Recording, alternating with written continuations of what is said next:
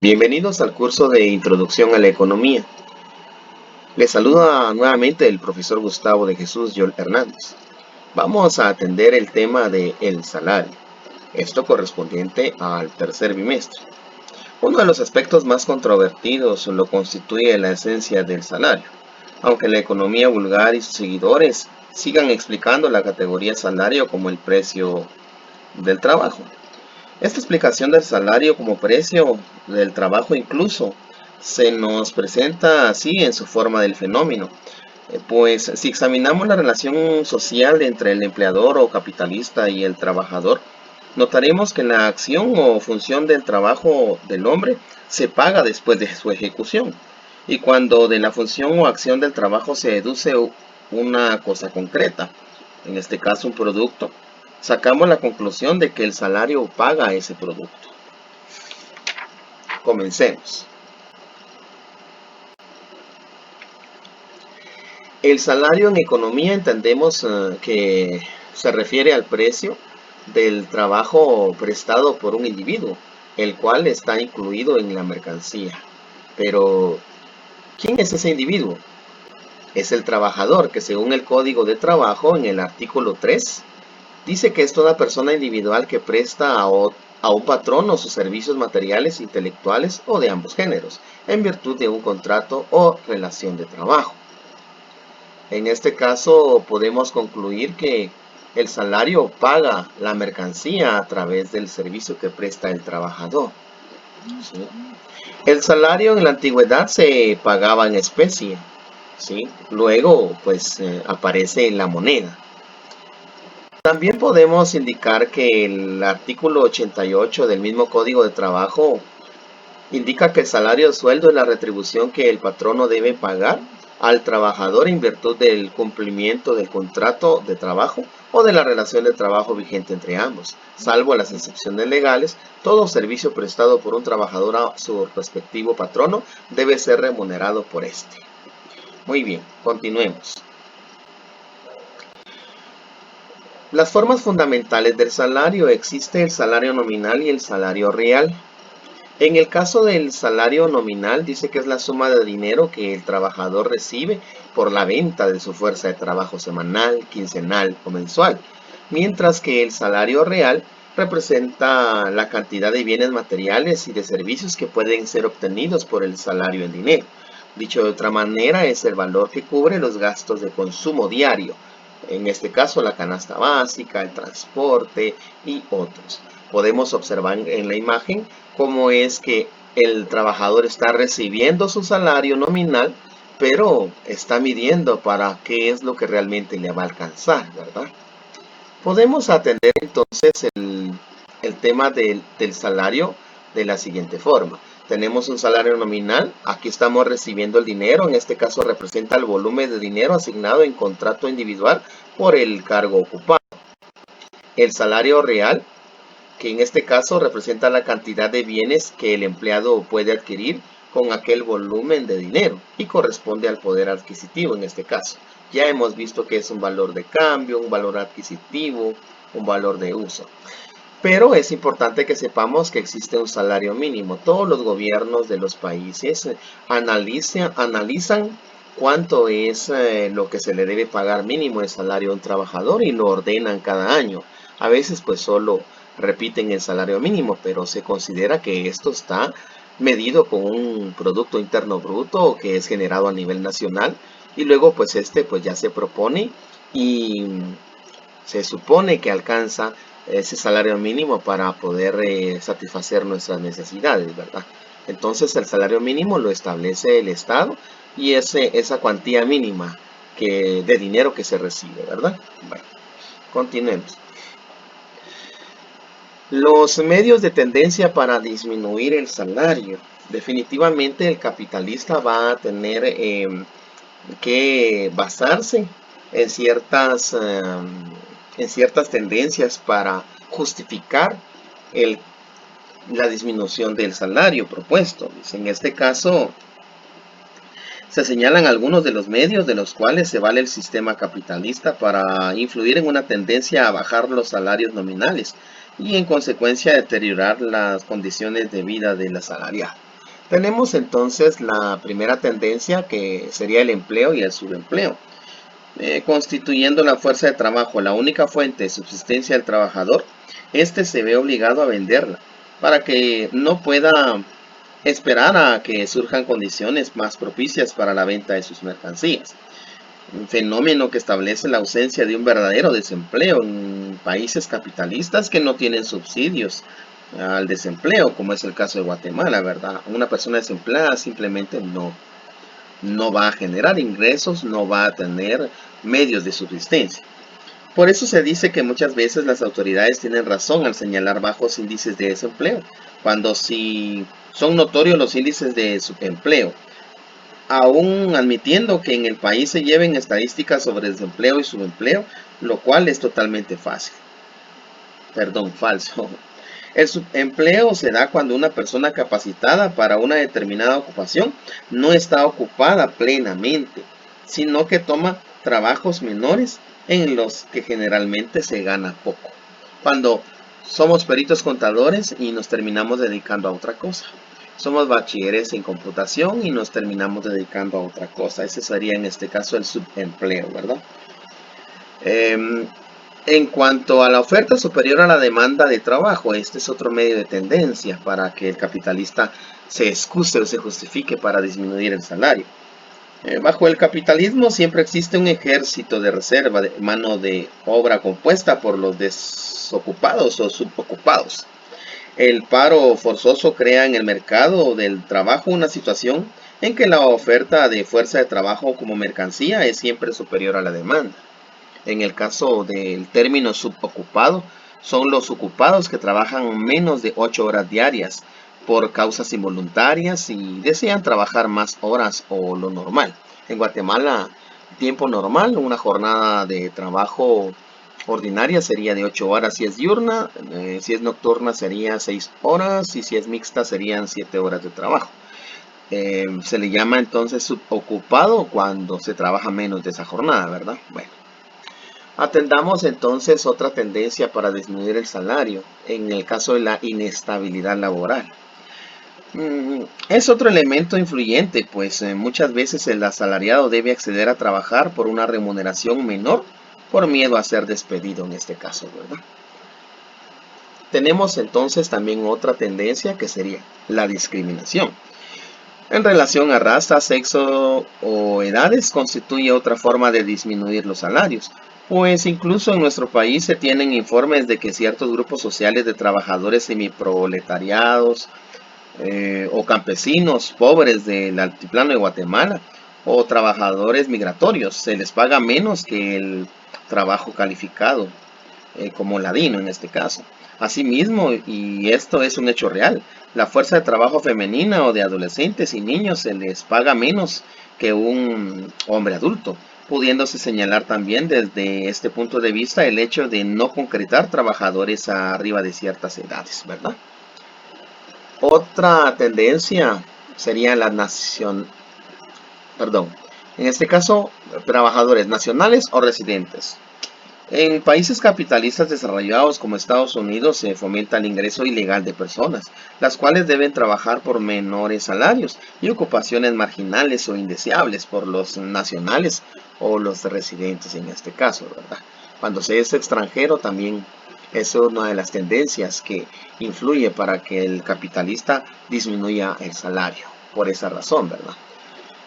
En cuanto al incremento del nivel de precios, en este caso, el constante incremento del nivel de precios de las mercancías que requiere el trabajador representan otra forma de presionar sobre los salarios, pues mientras los precios se alzan, los salarios o permanecen estacionarios o se dan en menor escala, representando siempre una baja en el nivel de vida del trabajador. Sí. En cuanto a los impuestos, es otra tendencia para disminuir salarios. Tanto directos como indirectos, estos impuestos constituyen otra forma descarada de reducción de los salarios, pues se sabe que los primeros en cierta forma son trasladados al consumidor y los segundos inciden desfavorablemente a la masa trabajadora que representan la mayoría de tributos para un capitalista en este caso, ¿verdad? Y por último tenemos la organización sindical, dice. En sociedades como Guatemala, el Estado limita la organización sindical e incluso hace uso de la fuerza pública para cualquier reclamo salarial, reproduciendo formas imperantes de explotación, bajos salarios y bajas condiciones de vida, tanto en el campo como en la ciudad. Continuemos. Ahora veamos en qué consiste el salario por tiempo, ya tomando en cuenta esta situación en cuanto a la práctica económica. Imaginemos que pagamos un salario fijo por 90 quetzales al día.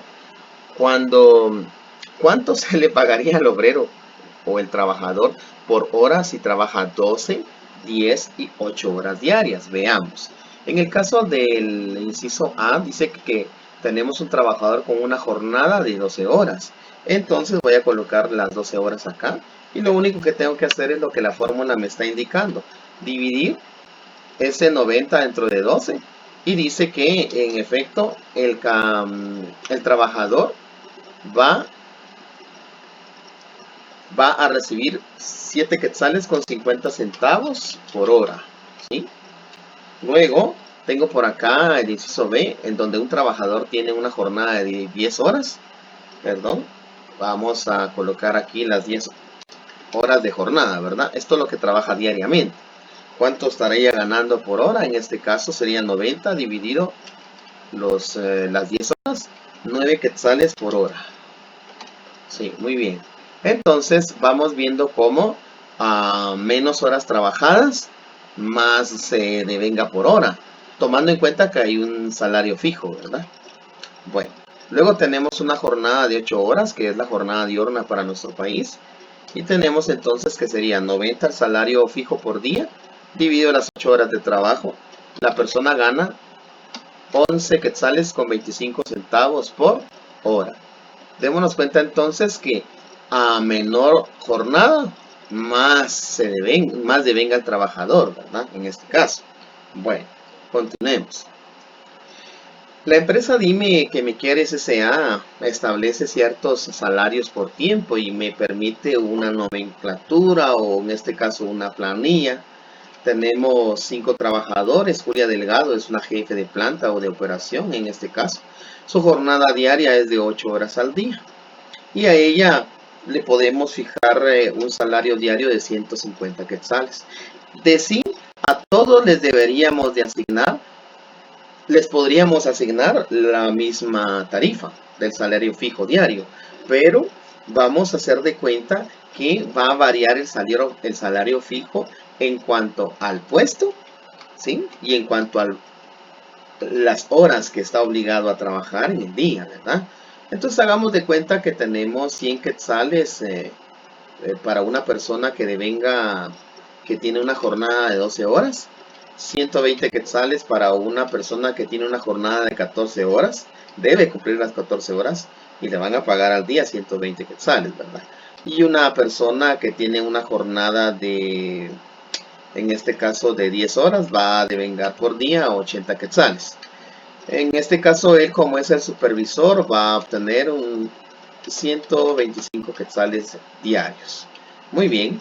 Entonces, como les vuelvo a repetir, hay empresas que tienen una tarifa fija para todos, ¿verdad? Bueno, todos hoy ganamos 200 quetzales al día, pero por lo regular se mide conforme al puesto. El salario por hora, entonces, ¿cómo creen ustedes que lo calcularíamos? El salario por hora entonces lo vamos a calcular de la siguiente manera. El salario fijo diario dividido la jornada de trabajo. En este caso, ¿cuánto está ganando por hora la jefe de planta? 18 quetzales con 75 centavos. Ahora bien, 100 quetzales es lo que gana al día un operario. Si lo divido dentro de las 12 horas que trabaja al día, ¿cuánto va a devengar o a recibir por hora? 8 quetzales con 33 centavos. Lo mismo sería en el caso del operario 2, que es doña Kenia Tomás. En este caso, el salario fijo diario, lo que están ofreciendo por día, pero ella va a trabajar 14 horas, quiere decir 8 quetzales con 57. Y aquí pues yo puedo copiar la fórmula porque es exactamente lo mismo, ¿verdad? Bueno, en este caso en la una jornada de 10 horas, el operario 3 va a devengar 8 horas, perdón, 8 quetzales por hora. Luego tenemos para una jornada de 9 horas, el supervisor va a devengar 13 quetzales con 89 centavos. Hagamos de cuenta que le cambiamos la jornada para el siguiente mes a los trabajadores. Viene la jefe de planta y ahora solo va a estar 6 horas diarias. Miren, ¿se dan cuenta cómo va a cambiar su salario por hora?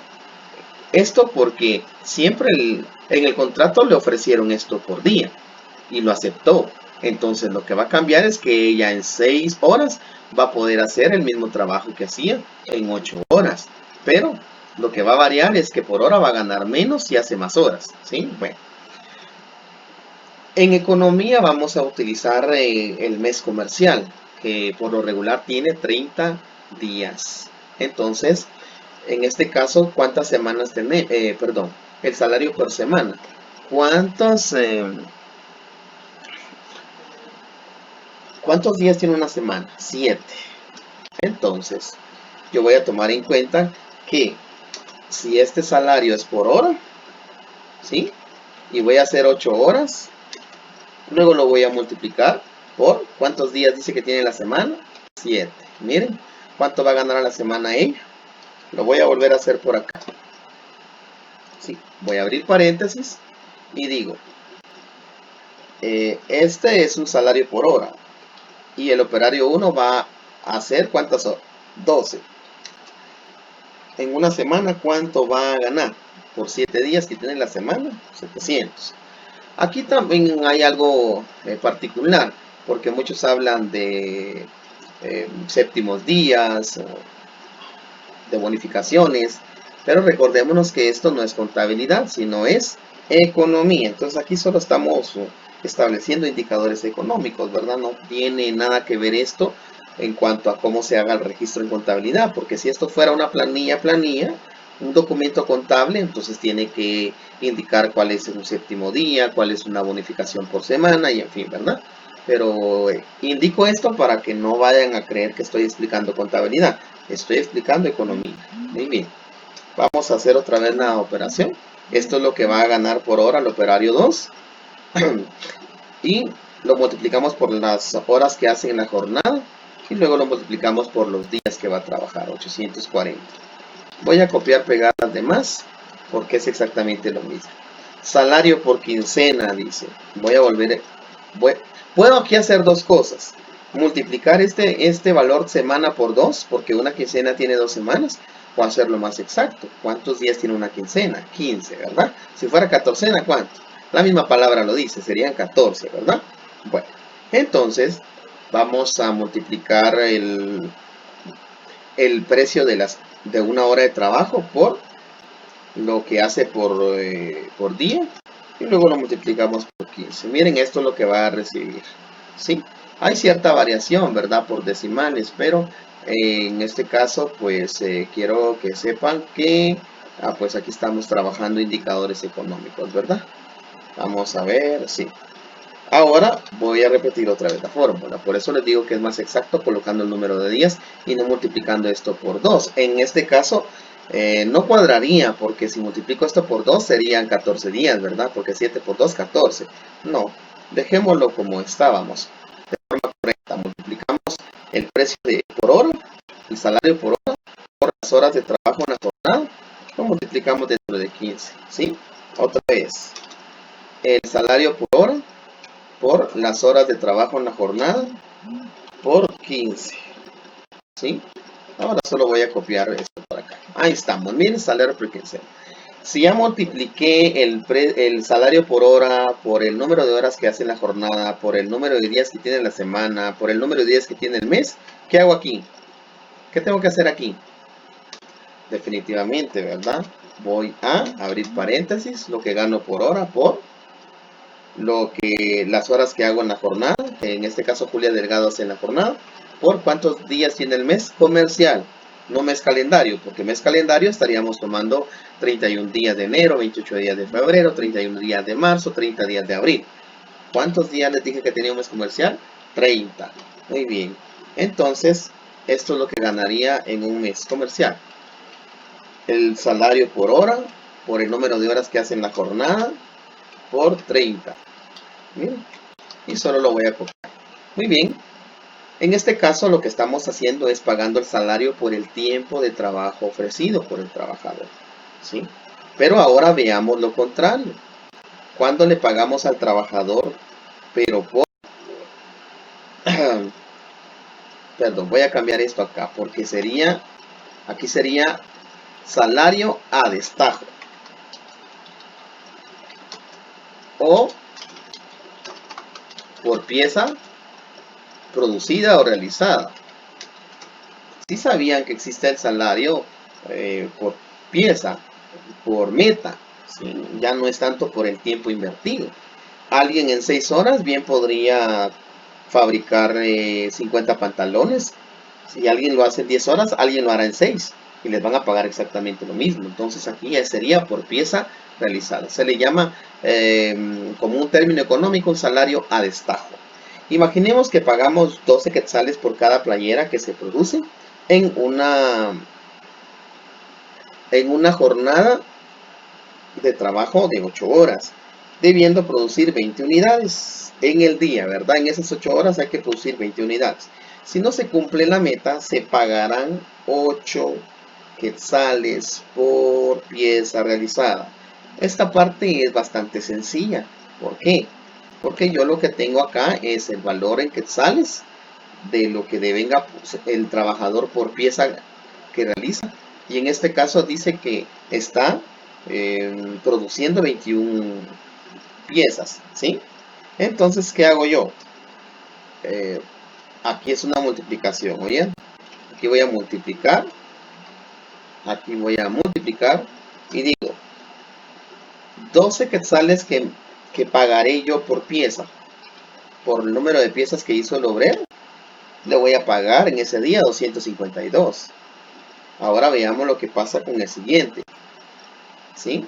Solo dense cuenta, pues, ¿cuántas piezas dice que hizo el obrero en el día?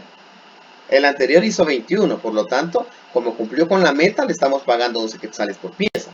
Pero en el caso del obrero que realiza 16 piezas, no está cumpliendo con la meta en el día. ¿Y cuánto dice que le vamos a pagar por pieza? 8 quetzales, ¿verdad? ¿Y cuántas piezas hizo? 16.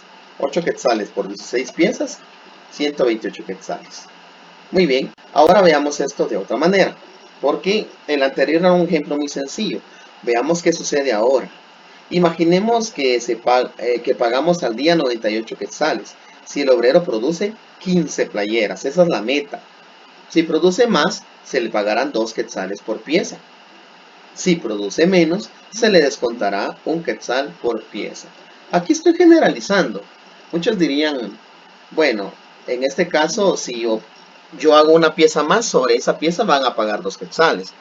La mayor parte de fábricas o empresas industriales o manufactureras podría que hicieran eso, pero la economía es bastante clara. Deberíamos de pagarle 2 quetzales por pieza, no importa cuántas piezas sean, siempre y cuando hayan pasado la meta, ¿verdad?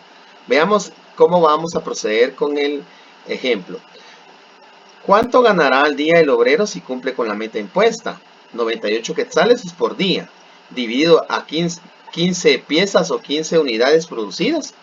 ¿Cuánto le estamos pagando entonces por hora a esta persona? Perdón, por unidad. Esto sería por unidad, miren. Por cada pieza le estamos pagando 6 quetzales con 53 centavos. Ahora veamos qué sucede. ¿Sí? Ahora veamos qué va a suceder. Dice que ¿cuánto se le pagará al obrero si produce 15 playeras? Si produce 15 playeras, el salario por unidad por estas 15 playeras que voy a colocar por acá. Perdón. Aquí estamos. El salario por unidad por 15 playeras. ¿Cuánto es lo que me van a pagar al día como obrero? ¿Sí? Eso es lo que yo pagaría en este caso, ¿verdad? Lo voy a hacer de otra manera. Este valor lo voy a colocar aquí y luego voy a multiplicar por 15 piezas realizadas. Así les va a quedar más claro. Bien, ahí está, miren. 98 quetzales al día. O por meta, ¿verdad? Por meta de alcanzar. Pero, ¿qué sucede cuando se le pagará? ¿Cuánto se le pagará al obrero si produce 19 playeras al día? ¿Sí? Aquí no cerré la pregunta, ¿verdad? Vamos a cerrar las preguntas para que sepamos que debemos cumplir con con la redacción, ¿verdad? Tiene que estar todo bien establecido. Ahí está. Bueno, ¿qué se les ocurre hacer? ¿Cuánto se le pagará al obrero si produce 19 playeras al día? Primera pregunta. ¿Alcanzó la meta el obrero? Sí. Segunda pregunta. Entonces le vamos a pagar 6 quetzales con 53 centavos por pieza o por unidad producida. No. ¿Cuánto le pagaríamos? Veamos. Le vamos a pagar 6 quetzales con 53 centavos por unidad, más ¿cuánto dice? Por pieza, más 2. Le vamos a pagar 2 quetzales más por las piezas. Entonces, ¿cuántas piezas hizo? 19. Entonces ahora, ahí está. Voy a multiplicar el salario por pieza por 19. 162. Algunos contadores dirán que sobre 15 quetzales va a pagar 6.53 y sobre las otras 4 unidades producidas se le van a pagar más 2 quetzales, ¿verdad? Pero como en economía esto es un indicador, ¿verdad? Esto es solo una proyección, ¿sí? Entonces, ¿qué es lo correcto contablemente? Ustedes como contadores pues lo han de responder. Pero cuando estemos en la realidad, cuando ya estemos ejerciendo la carrera de la contaduría, entonces allí hay criterios o hay políticas internas de las empresas, ¿verdad? Entonces ustedes van a tener que ver cuál es la mejor opción. Lo correcto sería pagarle 2 quetzales más porque es lo que le estoy ofreciendo. Si te pasas de la meta, te voy a pagar 2 quetzales más por cada pieza. No estoy diciendo por cada pieza que se pase de producción, ¿verdad? Bueno, continuemos. Ahora, ¿qué sucede? ¿Cuántos se le pagará al obrero si produce 12 playeras al día? En este caso, en el día, ¿cuánto le vamos a pagar? Esto sería el salario por unidad menos. ¿Cuánto le voy a descontar por no haber cumplido la meta? Un quetzal, miren. Voy a multiplicar esto por 12 playeras. Y ahora lo que voy a hacer es multiplicar el salario por unidad por el número de unidades, ¿verdad? ¿Cuánto le voy a pagar? Esto es al día, ¿verdad? Perdón, al día, al día. Muy bien. Veamos ahora una pequeña planilla, ¿sí?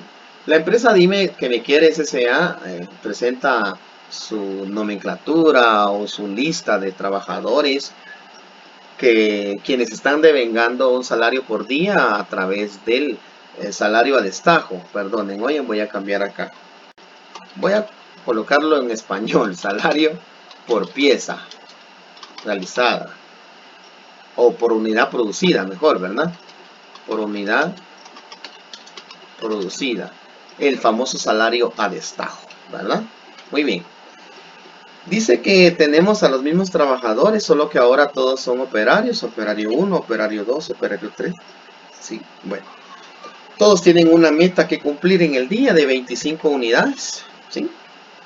A todos se les va a otorgar un salario fijo diario de 105 quetzales, ¿sí? ¿Y cuál sería en este caso el salario a destajo? Lo que va a ganar por pieza, ¿verdad? Lo que gana por día, el salario que gana por día dividido en las unidades que debería de producir. Miren, ¿cuánto estaría ganando por pieza? 4 quetzales con 20. Otra vez, el salario de destajo o salario por pieza, en este caso sería por unidad, ¿sí? Lo que le estamos ofreciendo por día dividido lo que debería de producir en el día. Miren, 4 quetzales. Y prácticamente aquí sería lo mismo, 4 quetzales con 20 centavos. Ahora bien, ¿qué pasa con las unidades producidas al final del día? ¿Cuál va a ser su salario por día? ¿Sí? Entonces, unidades producidas en el día por el salario, miren. El salario de estajo por pieza.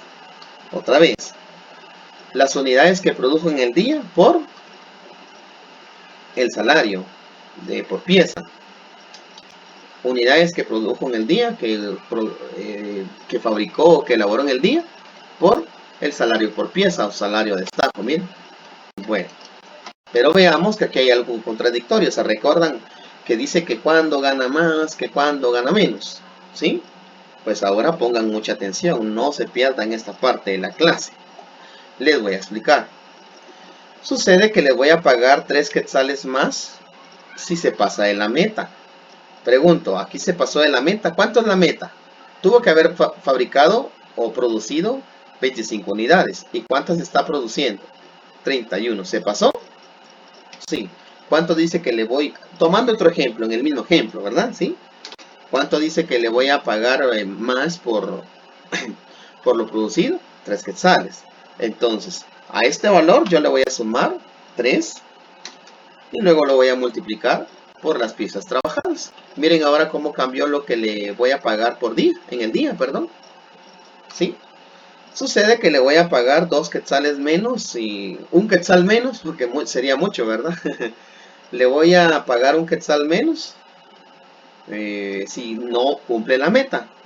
¿Sí? Entonces, veamos lo que va el salario por pieza, menos un quetzal, porque en este caso el operario 2 no cumplió con la meta de 25, ¿verdad? Entonces le voy a restar un quetzal por las piezas que fabricó. Miren ahora cómo le redujo, ¿sí?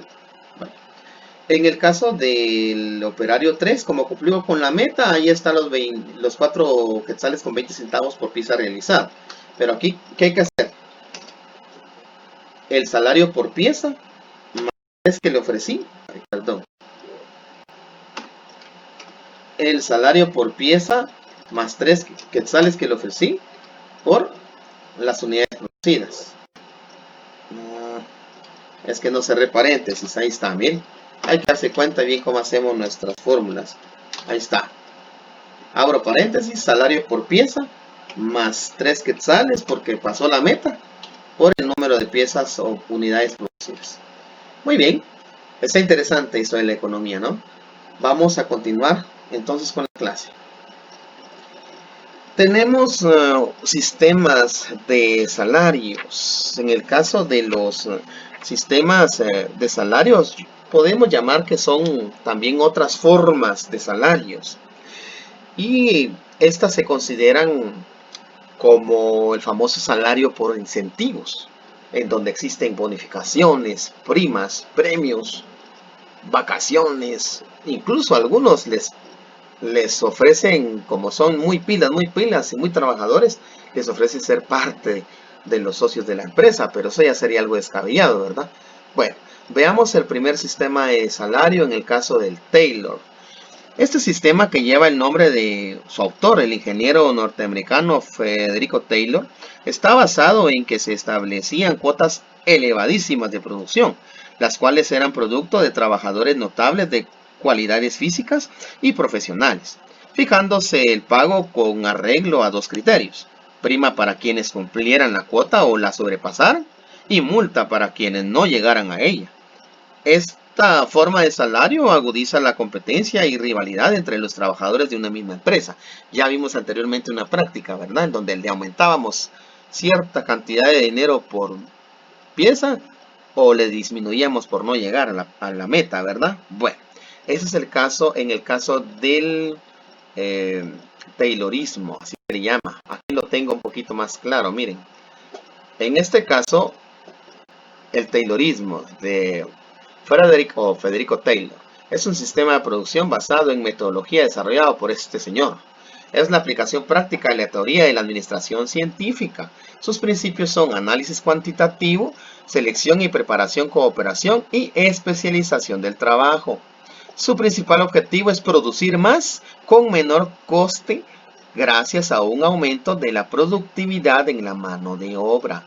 Sí, en este caso, en menos horas le pueden pedir más, le pueden exigir más al obrero gracias a que le están dando un incentivo, ¿verdad? Una prima. Veamos el sistema Ford, llamado también de alta retribución. creada por el capitalista norteamericano Henry Ford, fundado en la transnacional productora, perdón, es un fundador en este caso, de la transnacional productora de vehículos que se llevan el apellido, ¿verdad?, de Ford. El sistema Ford consiste en acelerar la intensidad del trabajo acelerado, la producción mediante un cierto aumento del salario por tiempo. O sea, que cada obrero reduzca el tiempo de cierta labor, obteniéndose como fin aumentar la producción, pero sin aumentar los salarios. Quiere decir que en 6 horas va a producir la misma cantidad de un obrero que alguien lo hará en 10. Esto también se los expliqué anteriormente, ¿verdad? Este es un sistema Ford. Veamos un poquito más sobre este señor. A esto se le llama Fordismo. Es un sistema de producción en cadena implementado por Henry Ford a partir del año de 1908.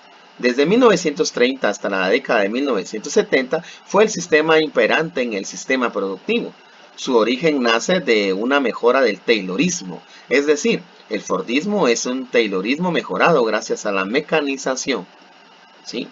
Tras el Fordismo surgieron dos nuevos movimientos, por un lado el Post-Fordismo y por otro el Toyotismo. Todo esto tiene que ver ya con ensamblaje, con otras medidas de producción a través de la maquinaria. Muy bien, continuemos entonces.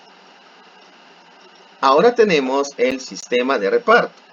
Este sistema consiste en la aplicación de premios por economías de tiempo y establece que durante cierto tiempo debe realizarse una labor y que si el obrero utiliza menos tiempo será premiado por haber utilizado un tiempo menor. Sin embargo, previamente se ha establecido el tiempo más adecuado y menor, y sobre esta base se establecen los límites. Quiere decir que, bueno, el que produzca playeras o fabrique playeras en 5 horas, le vamos a dar un premio. El que lo hagan 8, otro premio. Y el que lo hagan 10, pues no hay premio, ¿verdad? En esto se basa el sistema de reparto. Ahora conozcamos el sistema mórrico o diferencial. Este sistema fue creado por los capitalistas Mark, Hunt y Emerson y consiste en establecer 3 escalas de tarifas con menor diferencia entre ellas. De aquí su nombre de diferencial, pero que en resumen es una forma modificada del sistema taylorista. Sí, en este caso va por escalas, ¿verdad? Bueno, conozcamos ahora el último sistema, el de participación de beneficios. Este sistema, además de ser demagógico, ¿sí?, pues trata de proclamar la unidad de intereses entre trabajadores y capitalistas, tratando de dar la imagen de que los trabajadores son copropietarios de las empresas. Sin embargo, se sabe que, por ejemplo, los trabajadores nunca tienen acceso a la contabilidad de una empresa, menos a sus resultados, pues son los capitalistas o sus fieles representantes los que determinan cuál es la utilidad. Por otro lado, este sistema establece tasas salariales sumamente bajas en comparación con otras empresas, bajo el engaño de que es necesario que así sea para que las utilidades sean mayores. En realidad, la participación de los beneficios es una total y absoluta farsa, y de aquí el calificativo de demagógica. Pues si se toma en cuenta que los beneficios son generados por los propios trabajadores y que adicionalmente se fijan precios de la fuerza de trabajo más bajos que otras empresas, o bien se limita la organización sindical, se llegará a conclusión de que la tal participación de las utilidades sale del mismo cuero, solo que este es la piel del propio trabajador. Muy bien, ahora veamos el último subtema en cuanto a la teoría de los salarios. Tenemos dos teorías de los salarios, la teoría de la productividad del salario y la teoría del salario regulado. Veamos el caso de la primera teoría. Esta teoría, muy difundida por la economía vulgar, indica que el salario representa el pago de la mercancía, trabajo, agregando que no solo el trabajo es productivo, sino también el capital. Y de aquí que ambos, como factores de la producción, sean merecedores de una retribución. La falsedad de esta teoría radica en que los salarios en el sistema capitalista nunca llega a incrementarse en la misma producción de la productividad. Por otro lado, la economía científica ha demostrado fehacientemente que lo que el trabajador vende al sistema capitalista son sus habilidades físicas y mentales, y a esto se le llama fuerza de trabajo. ¿En qué consiste la teoría del salario regulado? Esta teoría pretende hacer pasar de contrabando la idea de la colaboración entre el trabajo y el capital, pues afirma que en las condiciones del capitalismo contemporáneo, el salario se regula gracias a la legislación laboral y a los contratos colectivos entre capitalistas y los sindicatos.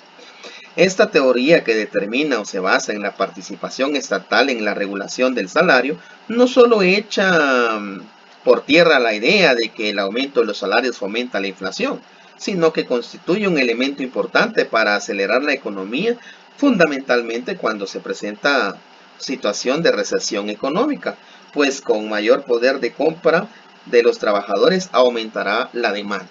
En otra próxima clase les explicaré qué es la recesión económica. Bajo esta teoría se establecen los salarios fijados por los gobiernos, y en la época moderna la participación estatal es hacia la fijación de los salarios mínimos, pero que en la mayor parte de las veces son tan mínimos que pueden catalogarse como salarios de subsistencia o de hambre. Esto que se da en nuestro país con el agravante de que estos pocas veces son revisados y menos actualizados y nunca han llegado a lo que los propios organismos del Estado consideran como mínimo vital, o sea, las condiciones mínimas de vida en una familia tipo, en este caso 5 miembros en la ciudad, 6 miembros en el campo. Muy bien, estimados estudiantes, espero que la clase haya sido de su agrado. Disculpen que el tema se haya ampliado, mejor dicho, pero quiero que sepan que la economía es tan importante en la vida cotidiana del ser humano que pues había que abarcar mucho. Ahora hay que reforzar con las actividades que se les asignen y espero pues que vayan cubriendo las expectativas de la clase y sobre todo que tengan mucho éxito en su vida cotidiana. Muchas gracias.